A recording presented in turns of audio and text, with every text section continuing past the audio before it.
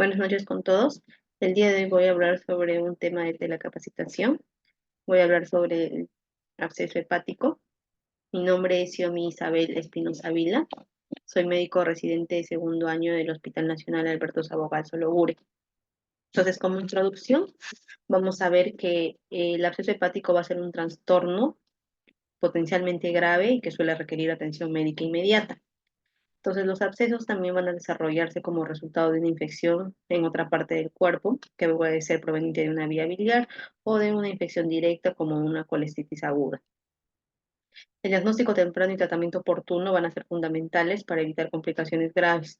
En caso de un absceso se pueda sembrar hacia vía hematógena y causar por ejemplo, una sepsis generalizada, ¿no?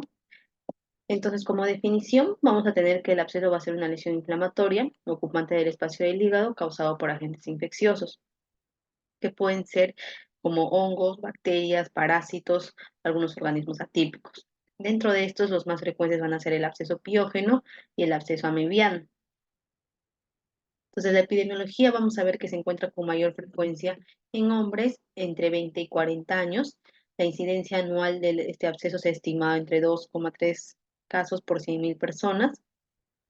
Y los abscesos piógenos representan el 48% de los abscesos viscerales y el 13% de todos los abscesos intraabdominales. Entonces, como vías de producción vamos a tener en la etiopatogenia varias, como la vía portal, biliar, hematógena, la de extensión directa y la traumática. Dentro de la vía portal, principalmente puede darse por causas como la tromboflebitis séptica de la porta y sus ramas, o también como infecciones en el tránsito gastrointestinal inferior, como una apendicitis o una diverticulitis. Mientras que en la vía de producción biliar generalmente se va a dar por un cuadro de colangitis aguda, un cuadro de coledocolitiasis, un cuadro también de enemas de las vías biliares que al final conllevan a lo que sería también obstrucción de la vía biliar y una colangitis, siendo la vía de producción más frecuente la vía biliar. Y la vía de producción hematógena también se ve dentro de las bacteremias asociadas, por ejemplo, en pacientes que tienen una endocarditis, una osteomielitis y en caso de neumonías. Dentro de la vía de producción de la extensión directa, vamos a ver que los abscesos hepáticos se pueden dar a causa de una colestitis aguda, de un empiema vesicular, de un absceso subfrénico, de una pielonefritis o hasta de una úlcera gastrodenal perforada. Y por trauma, pues en caso de una hemorragia y extravasación de bilis o cuando hay una desvitalización tisular, generalmente es estas lesiones causadas por trauma, suelen ser solitarias y bien definidas. Entonces vamos a empezar con el primer tipo de absceso, que sería el absceso hepático amebiano, que la afectación generalmente es la afectación intraintestinal más frecuente de la amebiana y se observa en un 3 al 9% de los casos. Luego hay factores de riesgo como un consumo crónico de alcohol, factores como la diabetes mellitus, la cirrosis hepática y el VIH aumentan la frecuencia de este tipo de absceso. Dentro de las características clínicas, ¿cómo se va a manifestar este tipo de absceso? Se va a caracterizar por hacer fiebre de forma intermitente, que generalmente son en picos, ¿no? Y se puede repetir todos los días. Dolor abdominal, que es predominio de hipocondrio derecho, anorexia, y en casos cuando haya compresión de la vía biliar se presentaría con la ictericia. Entonces, este absceso hepático amebiano va a ser generalmente un absceso solitario que se va a localizar principalmente en la mayoría de casos en el lóbulo hepático derecho. Entonces, ¿qué complicaciones puede traer este absceso hepático? Puede traer complicaciones de ruptura y hasta ahí, cuando al ver esta complicación se pueda generar otras como el empiema, la peritonitis y el piocardio. Como compresión, ya estábamos mencionando que puede generar la ictericia y la citis, incluso si hay compresión de la vena cava inferior. Trombosis vasculares, tanto que puedan ser trombosis venosas de la porta o de la arteria hepática. Y complicaciones sistémicas, ya como un síndrome de respuesta inflamatoria sistémica, una falla renal aguda o un síndrome de estrés respiratorio del adulto. Entonces, el diagnóstico va a basarse en el aspirado, que nos dice el drenaje. Vamos a ver una pasta, lo que llaman la pasta de anchoas. ¿Por qué la llaman así? Porque es similar a una salsa de anchoas, ¿no? Y a veces mencionas un color pardo rojizo.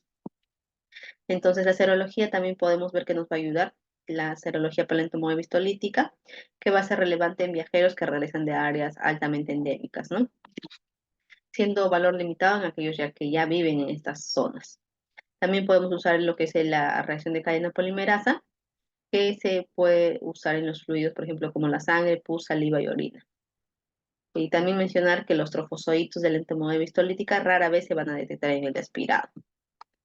Entonces, para el manejo, vamos a ver que el absceso hepático debemos ver, ¿no? Si hay factores de riesgo, estos son altos; si no hay factores de riesgo, y el tamaño. En caso haya factores de riesgos altos, ¿a qué vamos a llamar como factores de riesgos altos? Por ejemplo, si el absceso se encuentra en el lóbulo hepático izquierdo, si el absceso es múltiple, o el absceso está con una rotura inminente, o hay una falta de respuestas en caso hayamos iniciado tratamiento médico. Entonces, en este caso, recién iniciamos, aparte del tratamiento médico, el drenaje de abscesos, que generalmente se prefiere un drenaje percutáneo con catéter a la aspiración percutánea. Y nos menciona que el catéter se puede retirar cuando el drenaje es inferior a 10 milímetros por día. Luego tenemos si el paciente no tiene factores de riesgos altos y el absceso es menor de 5 centímetros. Generalmente ahí el manejo solamente es tratamiento médico mediante la cobertura antibiótica. Entonces, en el tratamiento médico aquí vamos a usar lo que son los nitroimidazoles, que estos llegan casi a una resolución del 90% de los accesos hepáticos sin necesidad de algún otro manejo aparte como el drenaje y también sin causar complicaciones. Dentro de esto tenemos al metronidazol, que es el más frecuente usado, que se usa 800 miligramos cada 8 horas vía oral o 500 miligramos intravenoso cada 8 horas durante 7 a 10 días.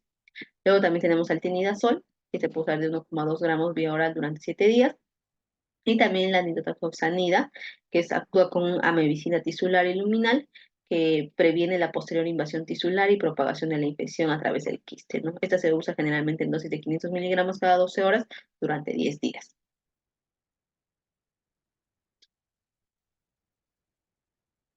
Luego vamos a hablar del absceso hepático amibiógeno, que este va a ocurrir en el contexto de infecciones abdominales, principalmente a través, como hemos visto, de la vía biliar. El mecanismo es al ascendente y también va a tener características sistémicas más pronunciadas, a diferencia del absceso causado por la entomoeba histolítica. Entonces aquí va a haber múltiples microorganismos que pueden causar este. Los más frecuentes son los gram negativos y de estos a la cabeza tenemos la Escherichia coli y la Klebsiella. Y también, bueno, anaerobios que ya menos o infrecuentes son el fusobacterium, los estreptococos, los lactobacilos. Entonces, factores predisponentes también vamos a tener del huésped que van a llevar a que se produzca este tipo de abscesos, es la diabetes, la inmunosupresión, la desnutrición y la edad. Y factores de mal pronóstico, la edad avanzada, la inmunosupresión, condiciones médicas ya como la cirrosis, malignidad. Y también el absceso se asocia a complicaciones sistémicas como la reacción renal aguda o el shock. Entonces, para el diagnóstico vamos a llevar a cabo, tener en cuenta varios criterios. Dentro de estos, los más importantes son los imagenológicos y los microbiológicos. Aparte también que siempre debemos pedir los laboratoriales, como por ejemplo un perfil hepático, un hemograma para ver si hay leucocitosis, un PCR, y en algunos casos una procalcitonina si pensamos que el absceso se ha diseminado hacia la vía hematógena y pueda causar una sepsis severa. Entonces acá tenemos imágenes, por ejemplo, en ecografía, donde se ve una lesión a nivel hepático y acá usamos lo que es el ecodoppler. Y si hay ausencia de captación del Doppler en la lesión, nos ayudaría o nos sería un diagnóstico certero de un absceso. Acá, en cambio, tenemos una tomografía, que generalmente el absceso se ve con una imagen hipodensa, es irregular, y en algunas veces también vamos a ver que hay un realce anular que nos haría más sugestiva la imagen del absceso hepático. Entonces, el tratamiento va a ir en dos vertientes, ¿no? Dos pilares fundamentalmente. Lo que son los antibióticos y el drenaje. Los antibióticos, a diferencia del absceso causado por la entamoeba histolítica, acá va a haber una duración de 2 a 6 semanas, es un tiempo más prolongado. Y pueden usar cefalosporinas de tercera generación, como una cetrazona, aminoglucósidos, otros como piperacilina, tazobactam o carbapenems, que son de mayor espectro, como meropenem, ertapenem. Y vancomicinas estaríamos sospechando en un gran positivo. Y bueno, si no usamos carbapenems, que ellos sí cubren los anaerobios, o pipetazo, podemos usar añadir metronidazol para una cobertura anaeróbica. Y dentro del drenaje, guiado por imágenes, va a depender del tamaño en ese tipo de absceso. Si el absceso es menos de 3 centímetros, generalmente se indica solamente antibióticos. Si el absceso es de 3 a 5 centímetros, te indica lo que es una aspiración cutánea. Y si el absceso es más de 5 centímetros, ya podemos hacer un drenaje percutáneo. Entonces, dentro de la cirugía, ¿qué criterios tenemos que tener en cuenta si vamos a enviar a un paciente a cirugía? Sería en caso de abscesos no susceptibles de un drenaje percutáneo, si hay una ruptura del absceso, si no hay mejoría con antibióticos, o sea, no se puede controlar la fuente de infección, si a pesar de estos antibióticos y también que se haya hecho aparte un drenaje percutáneo, y si hay una causa quirúrgica subyacente del absceso hepático, por ejemplo, la diverticulitis.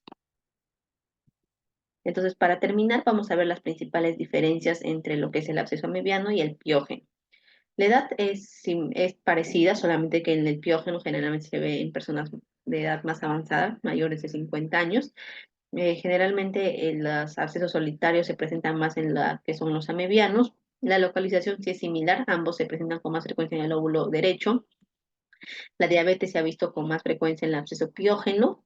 La ictericia también se ha visto más frecuencia en el absceso piógeno, ya que recordemos que este absceso piógeno en la mayoría de ocasiones suele ser un poco más grande que el amebiano y en múltiples ocasiones, y en la mayoría de ocasiones múltiples. Y ya que es más grande y múltiples, también pueden causar lo que es alteración del perfil hepático, como elevación de bilirrubina o elevación de la fosfatasa alcalina, ya que va a haber compresión de la vía biliar. Y bueno, en la serología mebiana veríamos que el absceso mebiano sí va a dar positivo a esta, mientras que en los abscesos piógenos, en algunos casos, los hemocultivos suelen ser frecuentes cuando hay diseminación hematógena.